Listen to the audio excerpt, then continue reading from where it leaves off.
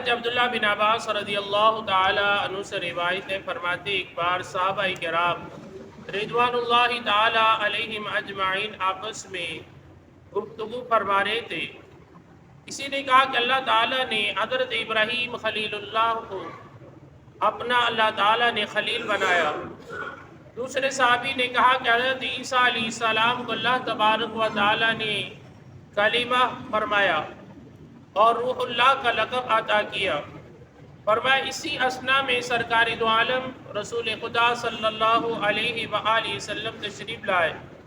فرمایا بے شک اللہ تعالیٰ نے ابراہیم علیہ السلام کو اپنا خلیل فرمایا اور حضرت عیسیٰ علیہ السلام کو اپنا روح اللہ فرمایا، اور فرمایا کہ ان تمام انبیاء علیہ السلام کو اللہ تعالیٰ نے انگنت مراتب سے نوازا۔ مجھے اللہ تبارک و تعالیٰ لوائے ہم کا مالک، اس پر مجھے کوئی فخر نہیں۔ قیامت میں سب سے پہلے اللہ تبارک و تعالیٰ میری سفارش کو قبول فرمائے گا، اور مجھے اس پر کوئی فخر نہیں کہ ہر ایک جنت میں جائے گا، لیکن اللہ تبارک و تعالیٰ کے حکم سے سب سے پہلے جنت میں جاؤں گا۔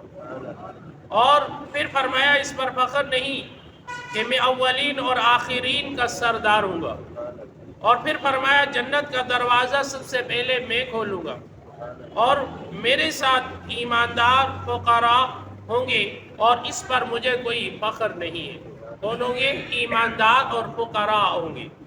پھر فرمایا کہ مساکین، امام غزالی علیہ رحمہ فرماتے نبی پاک علیہ السلام نے دعا فرمائی، الہی مجھے فقراء کے ساتھ شامل فرمانا، میرا وصال غنا میں نہیں فقراء میں کرنا، اور روز قیامت مساکین میرے ساتھ ہو۔ پھر فرمایا عیسیٰ علیہ السلام فرماتے ہیں فقراء دنیا میں مشقت اور آخرت میں مسرت کا باعث ہوں گے، یعنی دنیا میں فقراء مشقت اٹھاتے ہیں، تکلیفیں اٹھاتے ہیں، پریشانیوں سے دوچار ہوتے ہیں، لیکن فرمایا اللہ تعالیٰ اس کا بدلہ قیامت میں انہیں یہ عطا فرمائے گا کہ وہ مسرت ہوگی اور خوشی ہوگی انہیں۔ اور پھر فرمایا امیر دنیا میں مسرت اور آخرت میں مشقت کا سبب ہوگا۔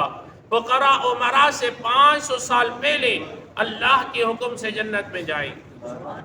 پھر فرمایا گیا اللہ تبارک و تعالی کہ نبی پاک علیہ السلام نے فرمایا سب سے بہتر جماعت فقراء کی ہے، اور وہ جنت میں جلد پہنچ کر آرام کرنے والے غرباء ہیں۔